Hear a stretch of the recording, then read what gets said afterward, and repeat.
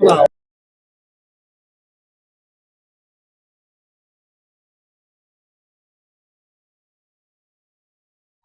அது ஒண்ணும் இல்ல. இப்ப சீமான் மாமா வந்து எனக்கு சின்ன வயசுல இருந்தே தெரியும். நாம் தமிழர் கட்சி தொடங்குறதுக்கு முன்னாடி வந்து அவரை வந்து எனக்கு தெரியும். அவர் கூட நான் பயணிச்சிட்டு இருக்கேன்.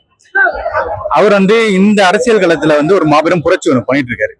அப்ப இங்க ஒரு புரட்சி அவர் பண்ணிட்டு இருக்கும்போது என் கூட வந்து நில்ற தம்பி அப்படின்னு சொல்லும் போது நமக்கு எந்த அதை விட வேற என்ன வேணும். அதனால மாற்று கருத்து இல்ல. சரி மாமா நான் நிக்கிறேன் அப்படின்னு சொல்லிட்டேன்.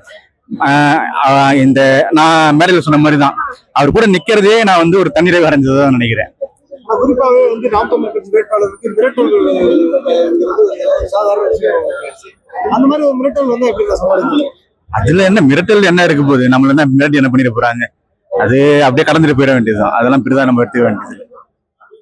எப்படி பாக்குறீங்க? வந்து என்னன்னா இங்க பல பேர் வந்து சீட்டே கிடைக்கல அப்படின்ட்டு கட்சி விட்டு போன ஆளுங்களா இருக்காங்க. இல்ல அது நாம் தமிழருக்கான இடம் அது கிடையாது. ஏன்னா இது வந்து நம்ம மண்ணுக்கும் மக்களுக்காக அரசியல் பண்ண வந்திருக்கோம்.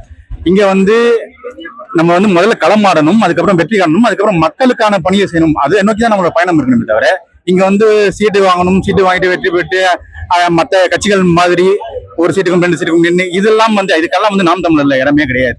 இங்கு இது முழுக்க முழுக்க அந்த மண்ணுக்காகவும் மக்களுக்காகவும் தமிழ் தேசியத்துக்குமான கட்சி.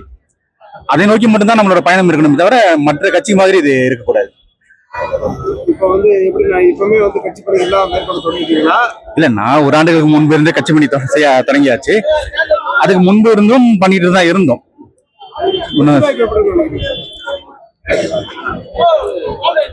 வெற்றி வாய்ப்பு உறுதியா தான் இருக்கு. நமக்கு வந்து என்னன்னா மக்கள் வந்து ஒரு மாற்றத்தை விரும்புறாங்க. அதை நோக்கி போயிட்டு இருக்கு. யார ஒரு 10 பேர் சந்திச்சோம்னா 10 பேர்ல ஒரு 8 பேர் வந்து இந்த முறை நமக்கான வெற்றி அப்படின்றதுதான் சொல்றாங்க. உறுதியா நம்புவோம், வெற்றி நமக்கானது நம்புவோம். விஜய் வந்திருக்காரு, அவரும் வேட்பாளர் இருப்பாரு, எப்படி இருக்கும் நினைக்கிறீங்க? இல்ல அவர் வந்து நமக்கு போட்டியா இறக்கணும்னு நினைக்கிறாங்க. ஆனா ஒரு என்ன சொல்றது, ஒரு கொள்கை ஒரு கோட்பாடோடு இருக்க ஒரு கூட்டத்துக்கும் ஒரு தற்கொலை கூட்டத்துக்கும் நிறைய வேறுபாடு இருக்கு. அது வந்து எளிதா நம்ம வெற்றி பெறலாம், அது ஒண்ணும் இல்ல.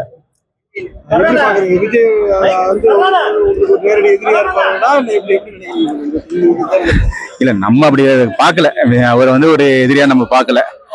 என்னன்னா சில நேரங்கள்ல வந்து அவங்களை விமர்சிக்க வேண்டியது இருக்கு. ஏன்னா நாங்களும் மாற்று அப்படின்னு சொல்லிட்டு இங்க வந்து ஒரு குட்டியை குழப்பி ஒரு இருக்கிறதையும் கெடுக்கணும்னு நினைக்கிற ஒரு கூட்டத்தை வந்து நம்ம அப்பப்ப விமர்சிக்க வேண்டிய தேவை இருக்கே தவிர அவங்கள ஒன்றும் நாங்க எதிரியாலாம் பார்க்கல. ஆனா நம்மளை அவங்களை எதிரியா பாக்குற அளவுக்கு அவங்க ரொம்ப பெரிய ஆளா நாங்க நினைக்கல. நன்றி நன்றி நன்றி.